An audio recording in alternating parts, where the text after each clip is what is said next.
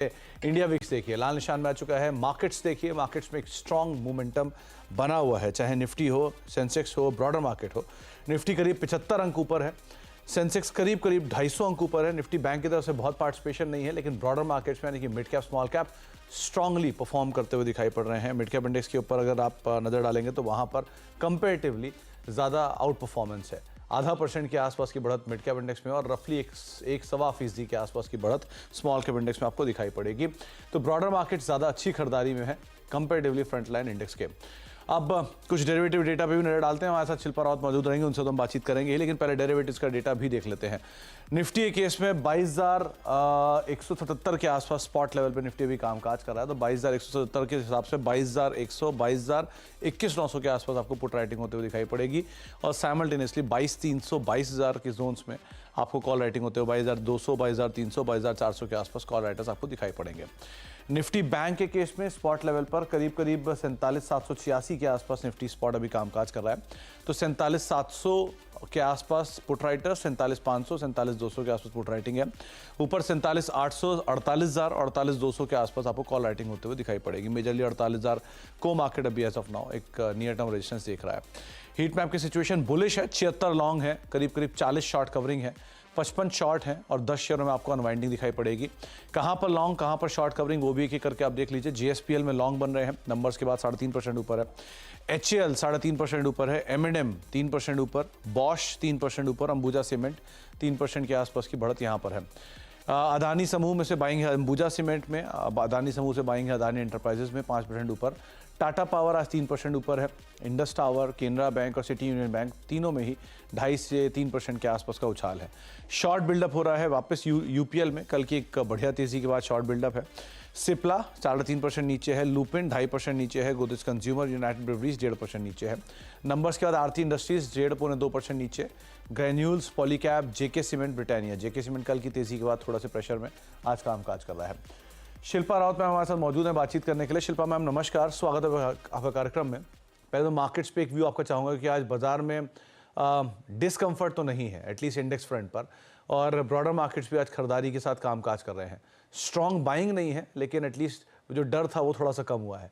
आप कैसे रीड कर रहे हो मार्केट्स को?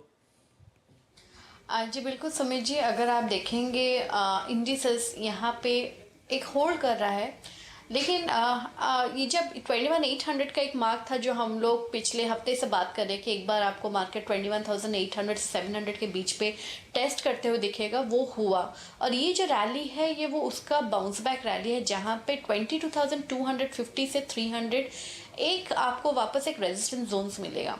अगर यहाँ पे ये इसमें सेलिंग प्रेशर आता है तो वापस आप यहाँ पे इंडिसेस को 22,000 के नीचे ट्रेड करते हुए पाएंगे। अदरवाइज अगर ये 22,300 के ऊपर सस्टेन करता है तो आप वापस 22,600 से लेके 800 के बीच में आप एक अपसाइड मूव मिलेगा। तो अभी के लिए स्टिल आपके पास 100 एंड 120 पॉइंट्स का एक अपसाइड है जहाँ पे आप इसका प्ले ले सकते हैं, बट अराउंड दैट जोन्स मुझे लगता है कि एक बार थोड़ा कॉशियस हो जाना चाहिए। और अगर किसी ने 21,800 से लॉन्ग किया है या फिर 22,000 में भी लॉन्ग किया है तो एक बार आप प्रॉफिट बुक करके थोड़ा वेट एंड वॉच कर सकते हैं। तो 22,000 के आसपास अगर आपने थोड़ा सा लॉन्ग किया है तो आप प्रॉफिट्स थोड़े बहुत बुक कर सकते हैं, लेकिन अभी भी 100-150 अंकों के आसपास का रूम दिख रहा है। ट्रेल करें इधर या थोड़े प्रॉफिट बुक करें। शिल्पा मैम, इंडिविजुअल स्टॉक्स के ऊपर आप कहाँ बेट कर रहे हो? अच्छा, इस बीच आप तस्वीरें भी देख रहे हैं प्रधानमंत्री मोदी के नामांकन भरने की, और वाराणसी से ये तस्वीरें आपको आते हुए दिखाई पड़ रही हैं। इस पर हम आगे बातचीत नीरज जी से करेंगे ही, लगातार नीरज जी हमारे साथ बने हुए हैं। तो इनफैक्ट नीरज जी, ये नामांकन की तस्वीरें भी आ ही गई हैं, जिसके लिए मतलब कल एक road show, mega road show, और आज नामांकन की तस्वीर है। अभी भव्य तस्वीर है, वहाँ लक्ष्मण जी के पीछे देख भी रहे थे, अच्छी खासी भीड़ है और मार्केट शायद इसी को इनकैश भी कर रहा है बहुत हद तक। अब थोड़ा स्टेबल हो रहा है, चीज़ें रीड करना शुरू कर रहा है। मार्केट का इंडेक्स भी पॉलिटिकल इवेंट देख के ऊपर नहीं, इस समय का सबसे बड़ा इवेंट यही है। आप ऐसे महीने में हो जहाँ पर आपके सामने 4 चरण के चुनाव हो चुके हैं, 5वां चरण होने वाला है, और आपके सामने एक स्टेबल गवर्नमेंट जो मार्केट एक्सपेक्ट कर रही है। Stable government is stable government, कोई सी भी हो, स्टेबल एंड स्ट्रांग गवर्नमेंट, तो वो मार्केट एक्सपेक्ट कर रही है। शायद इसीलिए बाजार बहुत स्केप्टिकल था पिछले 3-4 दिनों से, जब चुनाव के नंबर कम थे, या ये कह लो कि वोट टर्नआउट कम था, लेकिन अब थोड़ा थोड़ा पिकअप हो रहा है। वोट टर्नआउट बहुत कम नहीं था, 1-2% है। और आपको एक चीज़ बताऊँ मैं, एब्सोल्यूट नंबर्स में बढ़ा है, क्योंकि मतदाता की संख्या बढ़ गई है, बेस बढ़ गया बेसिकली। बेस बड़ा हो गया। तो अगर परसेंटेज 1% कम भी है तो एब्सोल्यूट नंबर में वोट्स ज़्यादा मिलेंगे आपको। तो खैर वो इसलिए बहुत ज़्यादा वोट कम का कोई मतलब नहीं। और वोट कम की ये पता नहीं व्याख्या अपने आप लोगों ने बना ली कि कम वोटिंग है तो किसको फ़ायदा है, ज़्यादा वोटिंग है तो किसको फ़ायदा। ये साइंटिफिक नहीं है, पहली चीज़। दूसरी चीज़ ये है कि आप अपने दिमाग को एकदम शांत करिए, ठंडे मन से बैठिए और 3 महीने पीछे टाइम मशीन में जाइए और अब फिर वापस आइए। आप बताइए क्या बदला? बातें, नैरेटिव्स, माहौल, इसके सिवा तो कुछ नहीं बदला ना ग्राउंड पे। तो इसलिए मुझे लगता है मार्केट में जो इतनी बड़ी वॉलेटिलिटी है वो नैरेटिव्स की वॉलेटिलिटी है। रोज़ एक नया एजेंडा, नया इशू सामने आता है तो वो मन में आपके हलचल पैदा करेगा।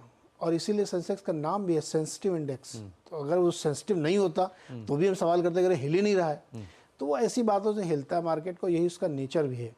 तो इसलिए आप देखिएगा आज अचानक से फिर तेज़ी होने लगी और बहुत सारे ऐसे स्टॉक्स में तेज़ी हो रही है जिनका कोई रीज़न आप बता नहीं सकते। तो इसलिए मार्केट में ये जो इवेंट्स हैं ये सब प्ले आउट हो रहे हैं। और मैं आपको ये अभी बता दे रहा हूँ 25 मई के बाद से मार्केट एकदम शांत हो जाएगा।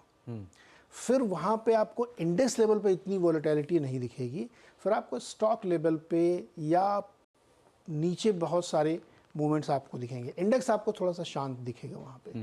भारी वोलेटिलिटी 25 मई के पहले ज़्यादा आपको दिख रही है। नहीं तो आमतौर पे बाजार की एक टेंडेंसी होती है कि वो हर इवेंट को पहले से डिस्काउंट कर देता है। हाँ, सो उसने 2 दिन पहले डिस्काउंट किया था एक अनस्टेबल गवर्नमेंट को कुछ हद तक। मतलब वैसे तो ये कुछ जो फंड मैनेजर से उनसे बातचीत जब हुई तब ये पता चला कि जो FIs की बिकवाली है उसका कोई लेना देना नहीं पॉलिटिकल उठापटक से। वो चाइना में जो अच्छी ग्रोथ दिख रही है उसको देखते हुए कुछ लोग इधर से FI से पैसा यहाँ से निकाल के वहाँ डाल रहे हैं। सो एक ये तर्क दिया जा रहा था उनकी तरफ से, लेकिन मार्केट रीड कर रहा था पॉलिटिकल उठापटक को। देखिए मैं आपको एक बात बताऊँ, मार्केट की जो इस समय की वॉलेटिलिटी है वो बिल्कुल इस वजह से है क्योंकि तरह तरह की बातें हो रही हैं पॉलिटिकल, ये होगा वो होगा। किसी राजस्थान के एक जगहों पे बहुत सारे लोग अपनी अटकलें लगाते हैं, उसमें भी पता नहीं किस बेस पे आज इतना कल इतना तो उस पर हो रहा है। मैं कह रहा हूँ इससे अलग आप सोचिए कि इस साल का सबसे बड़ा इवेंट जुलाई में होगा, विच इज़ बजट। इलेक्शन से 10 गुना बड़ा इवेंट है वो।